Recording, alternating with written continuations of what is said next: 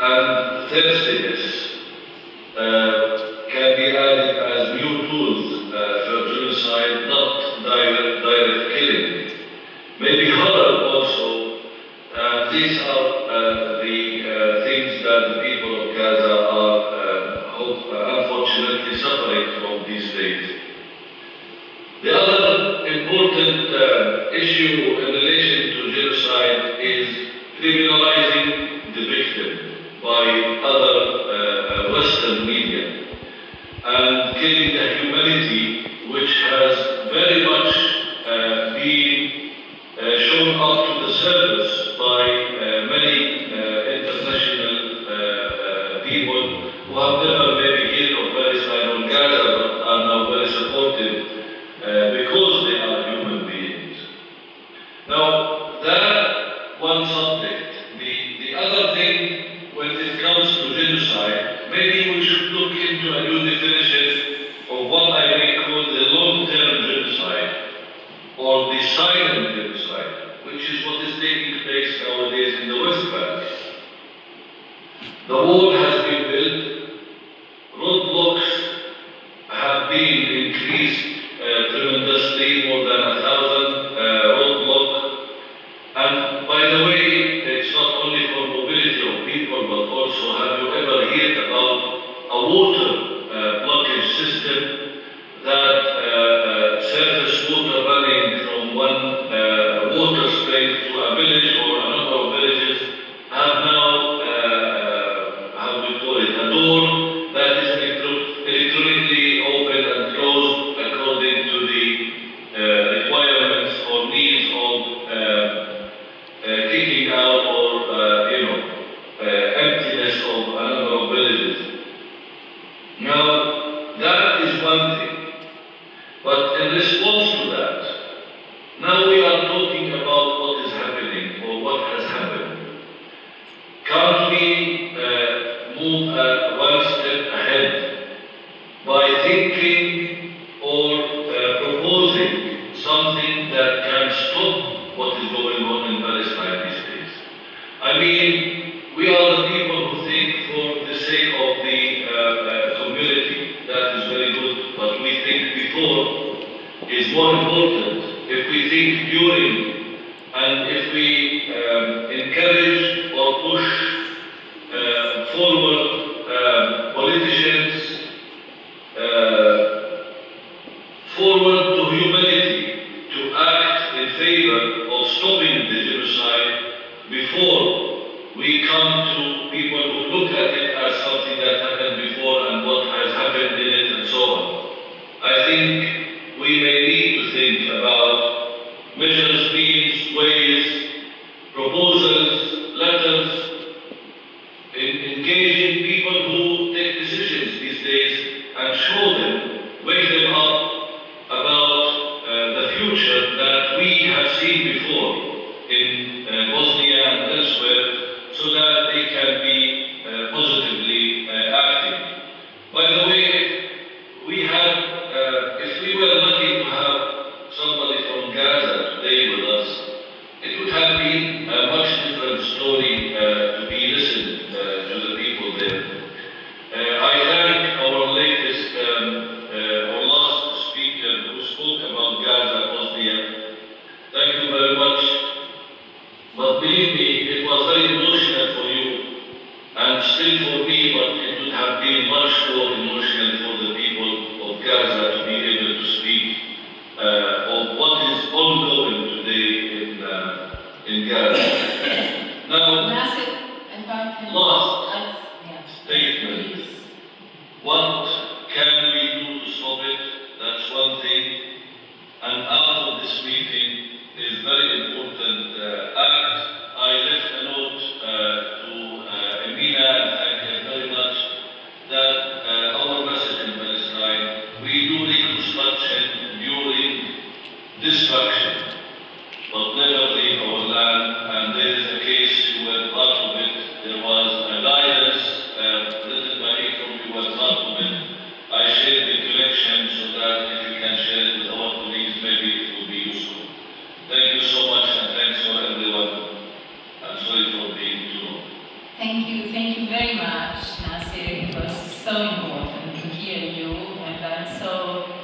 said, to hear this particular story about the destruction of the houses in Anin. And I just would like to inform the audience here in the room and those who are with us online that in fact Anin was a village, the part of the Nablus, at the outskirts of the Nablus, populated by Bosniaks. Bosniaks who in fact through the, this place of destiny, this historical destinies, found their homes in Nablus, in Palestine. They established this village, building houses that were expression of their longing for a home in Bosnia.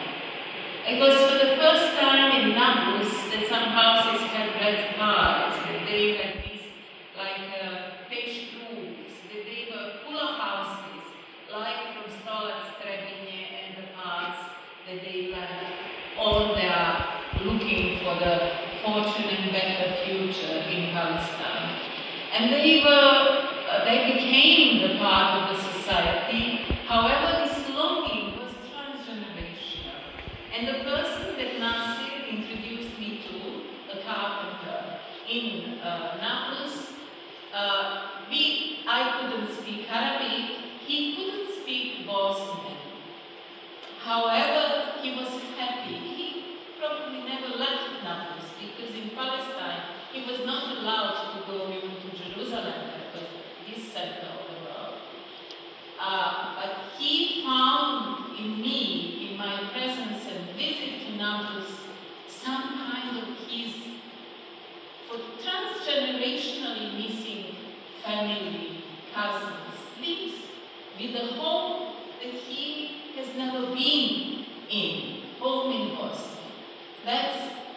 He was my cousin, I was still my cousin. He lost his beautiful homes and cooler houses, and they, the group of Bosnians there, but he's also your cousin. Yes. So all of you in this room. So sorry for this digression, but it is also talking about the meaning of these places and the link of people with the places and different kinds of the roots that link us, the diversities. So now I would like to invite Aida Pičakčić, curator at the Museums of the City of Sarajevo, for her 3 minutes response to presentations. Is there anyone who can give micro to Aida? You can hear me. There is a micro, and there's a microphone. Thank you. Before those sessions, I realized that there are so many shades of experiencing a loss of city. So, URBICIDE has its own continuity on one hand. It is something that is happening all the time. A pink picture of Sarajevo being restored and being brought back to life after the URBICIDE. In the art we can actually witness the change in all these different media that appears in everyday life. So during our war it was really different, much different, because we as in our everyday life didn't have, for example, mobile phones, we couldn't record it as much as it is possible to do now. And for example, Sad and Niha, they used footages of people recording with their video cameras, which they later made as a movie, which is the real testimony of people and what was going on during the war. Now we are witnessing, but in the same time we had press. International press who was covering our war and what was going on inside the city, and it was completely different situation as well comparing with what was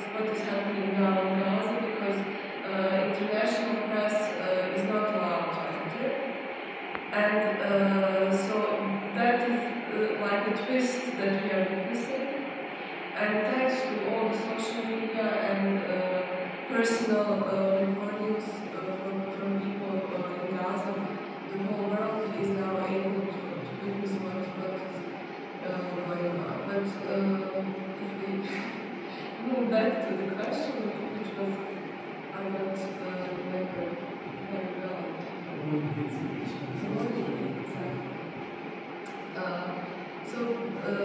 Yeah, the morning hate speech or important hate speech, which is also present in the voices of others. We can say that the only way to avoid hate speech is actually to let the truth be seen and be present in public. And that's the way we should, everyone should try to contribute. Thank you. And there was another question concerning from Aisha. It was concerning the, let's say, weaponization of heritage through the recovery process for different kind of political exclusivist agendas. Does anyone, maybe not, yes, that's. Yes, well, this is, thank you for the question. It's a very, very important question. And as we talked earlier about the fragility of maintaining or reinforcing or representing cultural diversity, the same thing applies for interpreting historical narratives and representing diverse communities in the reconstruction process and in the narrative of the city. Now, post-conflict recovery is an ideological project, and it's not only ours to make. Civil society has a strong role in it, and I think that civil society should play this role. But there are so many powers at play in reconstruction, be them the private sector who just wants to go quickly and buy and sell, be them the new governing systems who want to erase or don't want to bother with details of minorities or don't want to have to deal with them. But there are also ideological approaches that are very inclusive. So it's all about, I think, the interaction of political power plays and the voices of civil society and how they weigh into political decisions. Planners alone cannot solve this. This is the collective endeavor.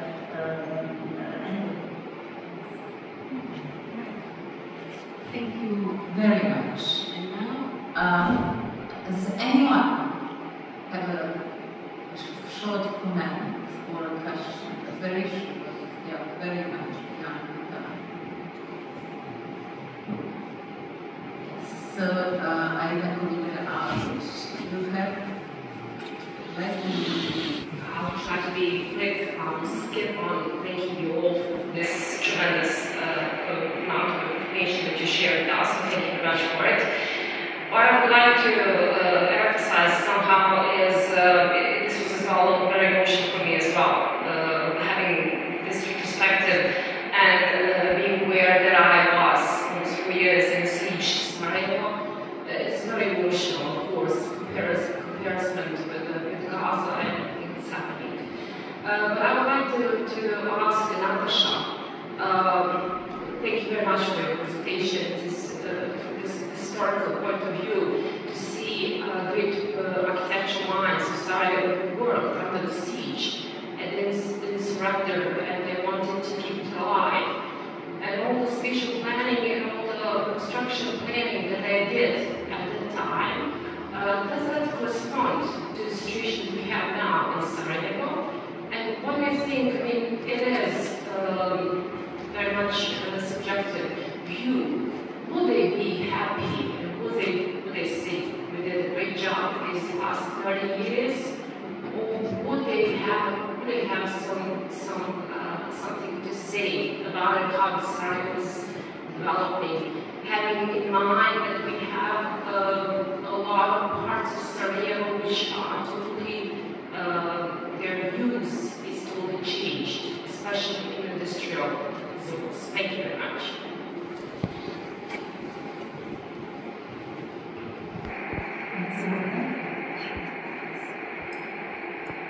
Thank you, Anita, for the question.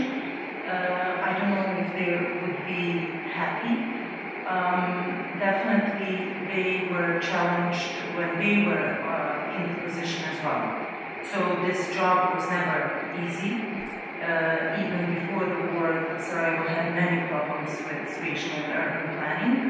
But I think they would be satisfied that we survived, that planning survived, and that we are still being able to plan the city, and that we still have the office for planning. As I mentioned, many cities in Bosnia and Herzegovina don't have it anymore. Planning doesn't exist there anymore.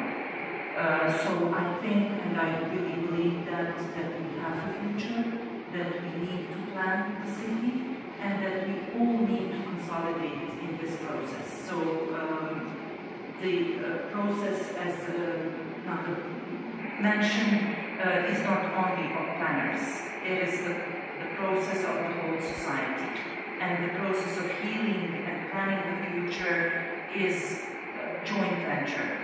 It is not only of architects, but it is of all engineers, of sociologists, psychologists, even ecologists, and all other professions that really need to understand that this process needs to be planned together.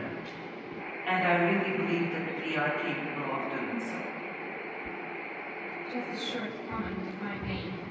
Unfortunately, our goals on spatial planning don't introduce social analysis and that sort of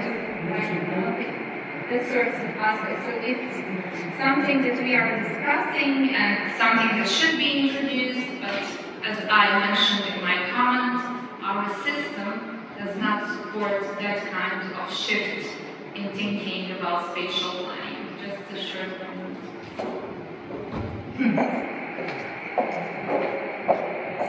I would like to thank to everyone and to make something that is always painful. I would like to be moderator to stop this wonderful discussion at this point. My task would be to make a conclusion. However, instead of conclusion, I would like to invite Tom Selwyn and Aisha Telalovic and Arman Hanovic to join me here and to inform you about something that we can celebrate as cosmopolitanism, as how the individuals impact the world, as an example of solidarity.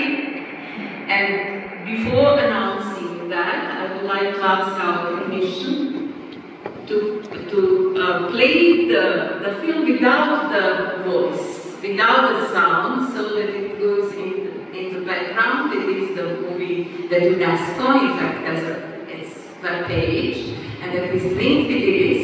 And I would like also to mention that one of the persons, Amara Zulus, from the Oxford University, Syria, would have planned to join us with his appeal to help library in Homs, in his hometown, library at the Faculty of Architecture, that is totally empty, devastated, and people in Syria started enjoying what they believe to be a freedom and restoring their houses of knowledge. So we are receiver of the solidarity with this gift that will be announced by Professor Tom Selwyn. I hope that we also can be someone who can express the solidarity with our colleagues in France. Tom?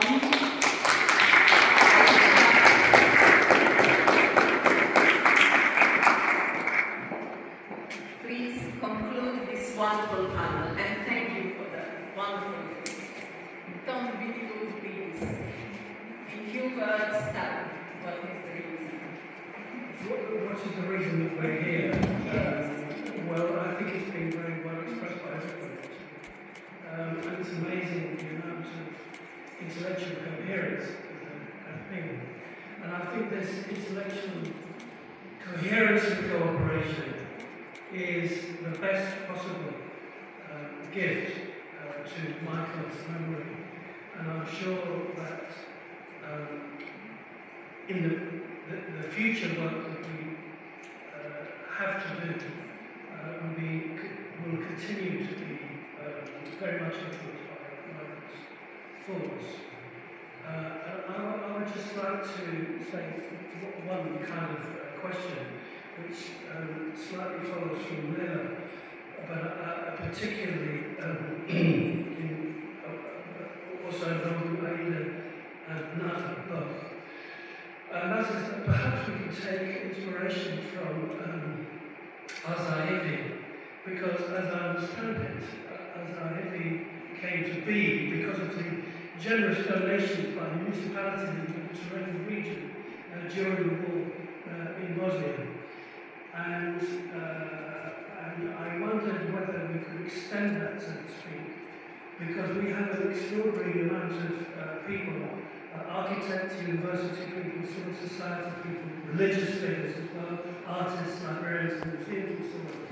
And really, we are under great pressure because tomorrow or the next day, it could be some kind of announcement from the Orange Man that Gaza is going to be reconstructed by the private sector, which means him and his chums.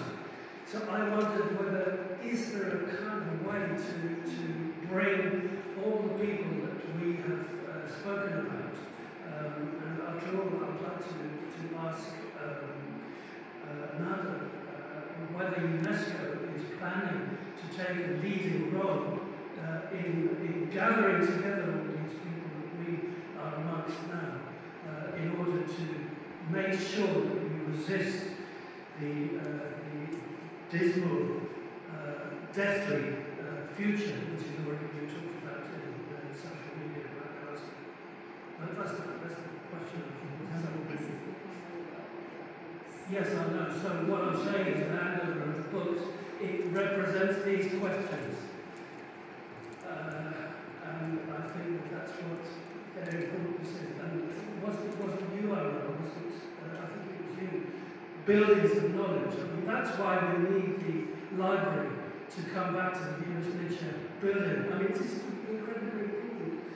I mean, there's more or less nothing in Bosnia which is more important than the re-establishment of the library and the reputation of Sarajevo as being one of the leading lights of plurality, multilingualism, truth, and so on. This is what the books are about. Thank you. Thank you. So,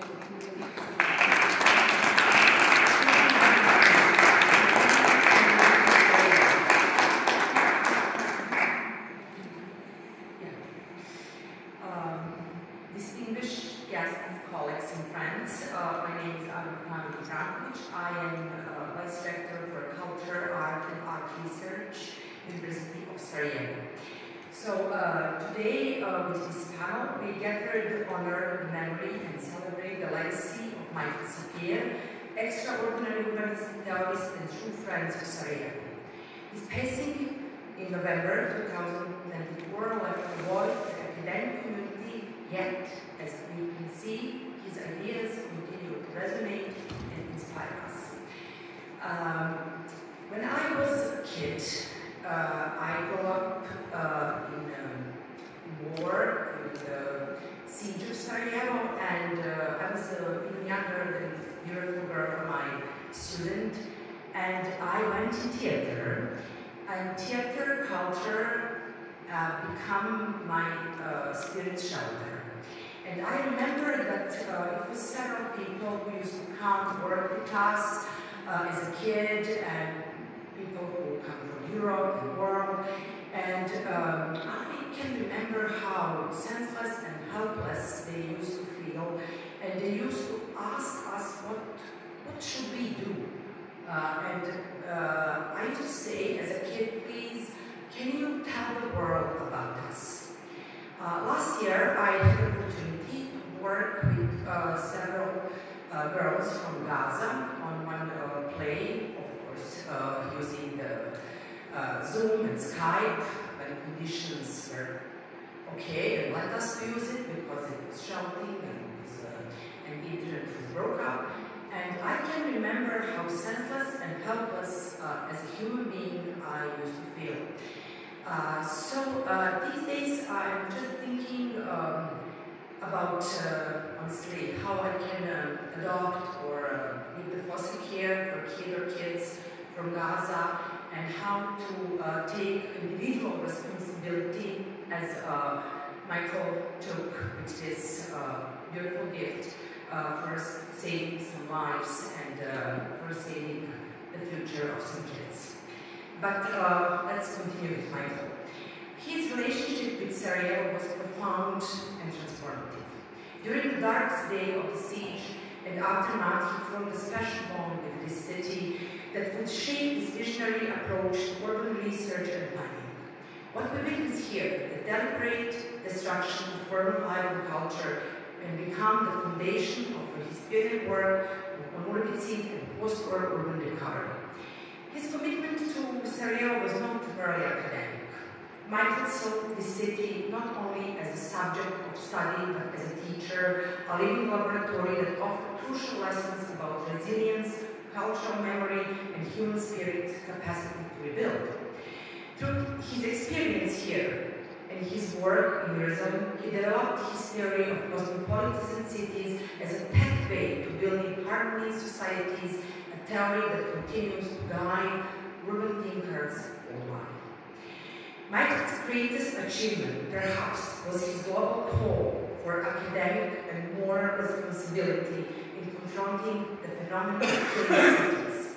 He understood that URBICIDE is not merely the destruction of buildings, but an assault of very idea of shared civil life and cultural memory. In his view, to destroy a city is attack the fundamental vision of diversity, tolerance, and cosmopolitan exchange that cities at their best represent. Today, we honor not only his intellectual contribution, but also his extraordinary generosity. His personal library, publication, which he has lent to the National and University Library of Bosnia and Herzegovina, represent a profound act of solidarity with this country. It is especially meaningful that these books will find their home in an institution whose destruction become a global recognized symbol of URBICIDE and whose post-war condition continues to testify to ongoing challenge facing Bosnia and Herzegovina's fundamental institutions. This legacy is Michael's posthumous contribution, his call to strength, knowledge, solidarity, and the preservation of cultural memory. As we symbolically transfer his library to the representative of the National and University Library today, we can see that this collection is more than books. It's a testament to Michael's belief in Sarajevo's importance to global urban scholarship and his commitment to its future.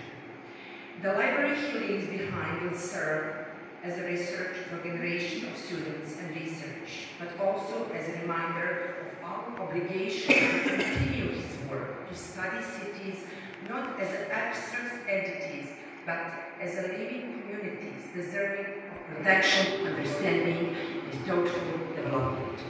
In closing, I would like to suggest that the best way to honor Michael Safier's memory is not to embrace his cosmopolitan vision, to see our cities not just building and streets, but opportunities to create more just inclusive and harmonious societies. His work positions Sarajevo prominently in the global urban scene, and now it's our responsibility to carry that legacy.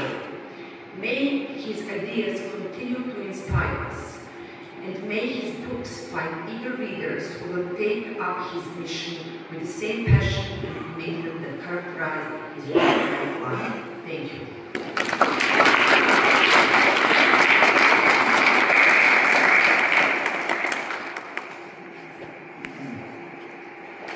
Thank you very much on behalf of the National Library of Bosnia and Herzegovina, all my colleagues there.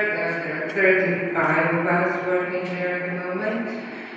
Just as a reminder, before the war there used to be 110 employees of this national institution. During the aggression against Bosnia and Herzegovina, and the VHE pavilion was shot and burned. For 2 days, for 14 hours, there used to be 73 employees of this institution, and until the end of the war, the institution managed to preserve that number more or less 70 plus. Now we have 35. We will not quit fighting. We will fight for the restoration of the legal status of our institution and other 6 institutions of culture, whose founder and owner is the state of Bosnia and Herzegovina. So we are deeply grateful to late Professor Michael Safier, to all his friends who are with us today, to all his colleagues. We are grateful to the organizers of this beautiful conference. Thank you very much for being enjoying it, my colleague Anna, Mastilis and myself. We are hoping that once the donation can do Professor Tom, we are hoping that we will continue the discussion about the event, actual physical handover of the donation later this year in our third temporary home in Sarajevo, while we will keep fighting all together, struggling to find a legal solution and permanent home to this institution which really deserves it. I think we will agree on that. Thank you so much.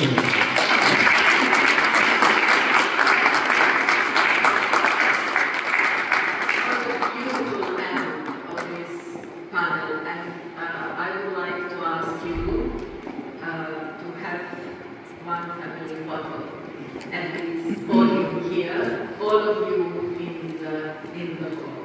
Thank you very much for your patience and being with us.